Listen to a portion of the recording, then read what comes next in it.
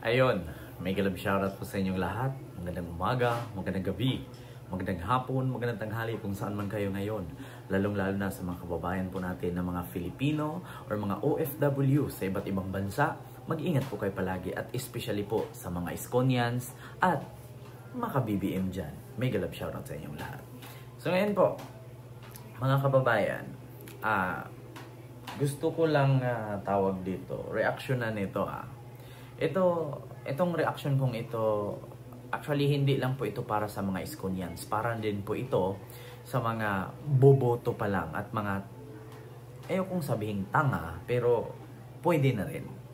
Diba? Actually ito gusto ko lang ipapili at ipamukha sa mga botante. Alam ko maraming botante dyan na pag binigyan mo ng 500, tinatanggap. Alam mo yung ang mga botante ngayon, no? Hindi sila bumoboto para sa ikakaunlad ng bayan. Hindi sila bumoboto para sa ikabubuti ng kanilang nasasakupan. Boboto sila dahil sa gaano kalaki ang bigay at gaano karami ng mga dilata ang inaabot. No, majority yan ngayon. Pero ito ang isipin ninyo.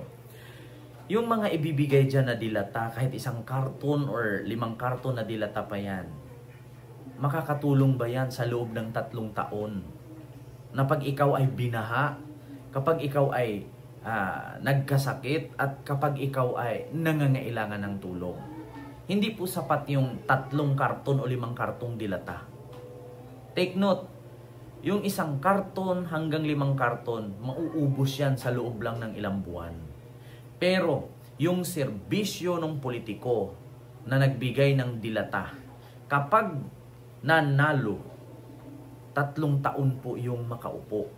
Yung 5 karton, 10 kartong dilata na binigay niyan, kaya niyang kitain sa loob lang ng 1 taon. Times 100 pa.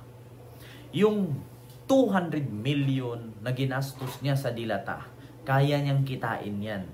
Times 10 pa sa loob lang ng 1 taon.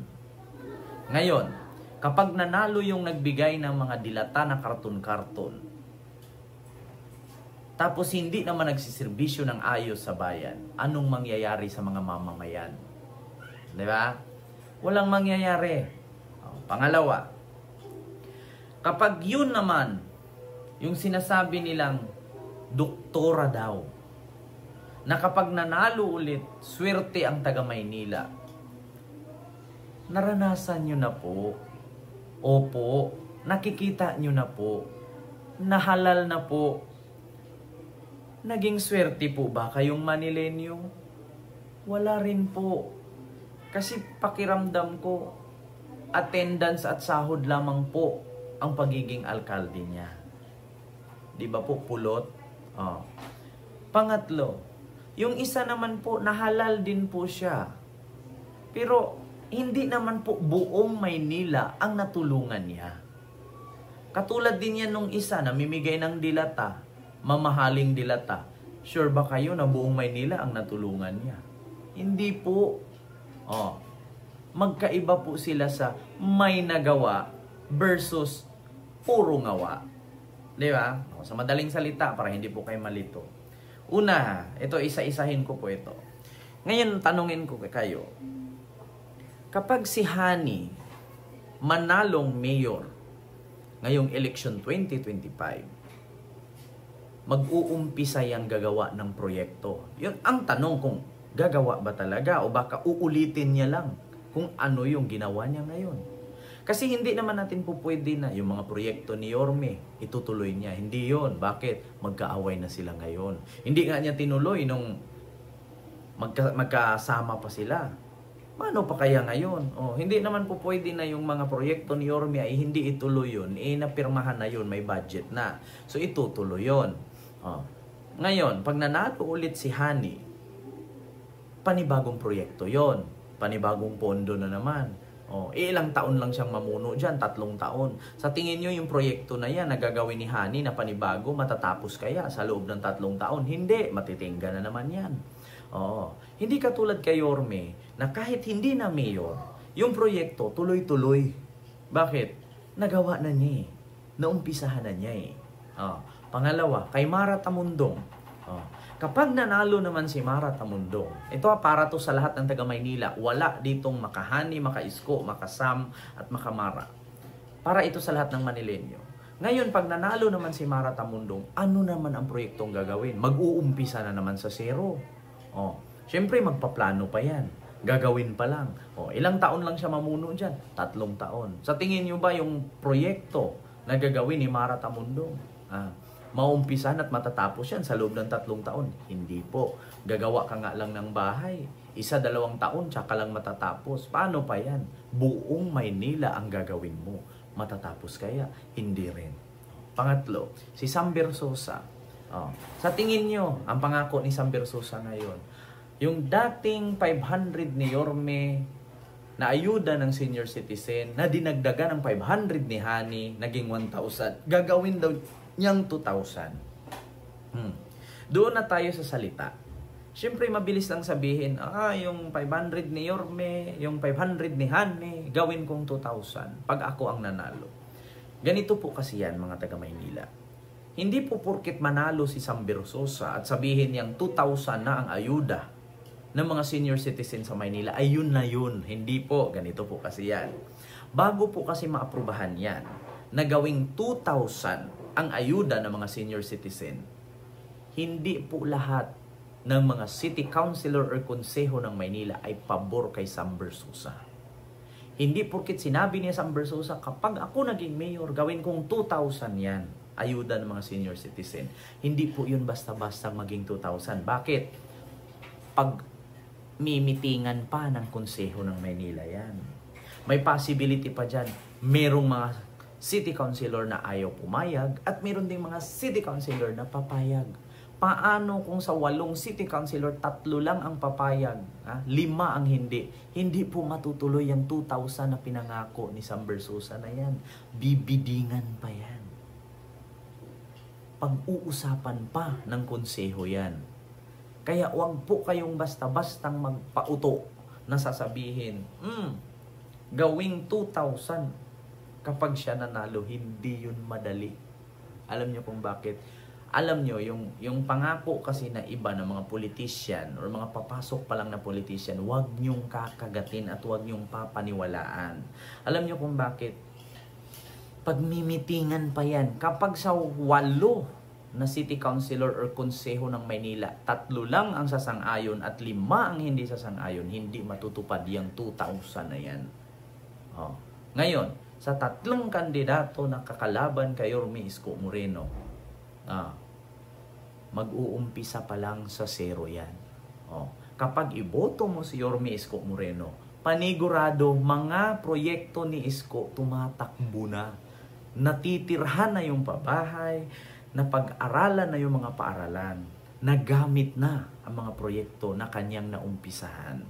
Kaya kapag iboto mo si Yorme ulit, paniguradong tuloy-tuloy ang serbisyo. Kasi yung 3 na yan, yung 3 na yan, kapag iboto nyo yung 3 na yan, mag-uumpisa pa sa 0 yan. Pag si Hani nanalo, anong proyektong gagawin niya? Siyempre mag-iisip pa yan, matitingga pa ng ilang buwan yan. Sasabihin, 6 months, ito na po yung proyekto ko. 3 taon ka lang manungkulan dyan. Sure ka ba na sa 3 taon, matatapos yung proyekto na i-endorso mo? Hindi. Pag si Mara Tamundong naman, sure ka ba sa loob ng 3 taon yung proyektong gagawin ni Mara Tamundong magagawa niya? Hindi rin. Bakit? Mag-uumpisa pa sa 0 yan. Katulad kay Sam Bersosa, wala naman siyang ibang proyektong gagawin kundi gawing 2,000 ang ayuda ng senior. Hindi po basta-bastang maaprubahan yan, lalong-lalo na yung mga city councilor na mananalo ay hindi niya kaalyado lahat. Mag-uumpisa pa rin sa 0 yung mga yan. Hindi katulad at magkaiba kay Yorme, may gawa versus puro ngawa. Kapag iboto mo si Yorme, panigurado na yung proyekto niya noon nakatayo at patuloy na gumagalaw ngayon at napapakinabangan na ng tao. Di ba? So ngayon pag nagdagdag proyekto si Isko, tuloy-tuloy na yun. Bakit? Naumpisahan na niya eh.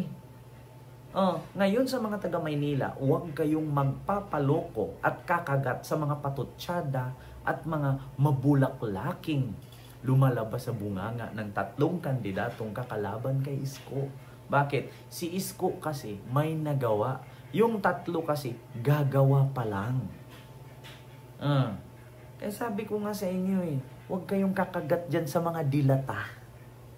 Huwag kayong kakagat dyan sa mga bahay-bahay na medical mission. Bakit? Puntahan ka nga sa bahay, gagaling ka ba? Puntahan ka man sa bahay or pumunta ka man sa ospital, pareho lang kalabasan nun. Hindi ka pa rin gagaling. Alam mo bakit? Gagaling ka lang kapag maayos na serbisyo at hindi ka hahayaang nakatenga. Kasi ako mismo experience ko yan. Nung panahon na nagka-acid ako, na halos namutla at mamatay na ako kasi hindi ako kumakain. Lahat ng kinakain ko nasusuka ko. Pumunta ako ng Santa Ana Hospital. Nagpa-emergency ako kasi wala na, lupay-pay na ako. Pero alam nyo ang sabi sa akin ng doktor, obserbahan daw muna ako nila ng 3 hours. Pukinang ina. Mag-obserba pa sila sa akin ng 3 hours, halos 7 hours na nga akong walang kain, namutla na nga ako. Sabi ko, pwede ba i-dextrose nyo ako? Obserbahan pa daw ako. Kaya nga sabi ko sa inyo, wag po kayong basta-bastang maniwala sa mga public hospital. Hindi ko sinisiraan lahat ng public ha. Mamamatay ka sa public. Kung gusto mong mabuhay, pumunta ka sa private. Hindi ko naman po nila lahat. Meron po mga public hospital dyan na parang private ang serbisyo. Hindi katulad ng serbisyo ng kasalukuyan. Kapag ang namuno tamad, mga trabahante, duwag. Diba? Kaya kung sabi ko sa inyo, sinong pipiliin nyo? Yung may nagawa o yung puro ngawa? Yun lang. Maraming salamat. And see you next vlog. God first. Thank you.